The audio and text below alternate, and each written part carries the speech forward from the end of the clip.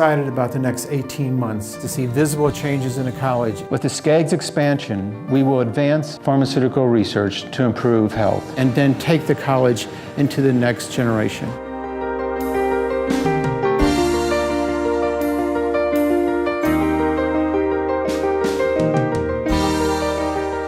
When we started, not only did we not know what we currently know, and really no one knew what we now know. Instead, we have been making discoveries that have expanded the frontier of human knowledge. When we began our journey, we did so without any guarantees, and despite this, we accepted the challenge. Stay connected with the College of Pharmacy. Find out what's new at the University of Arizona.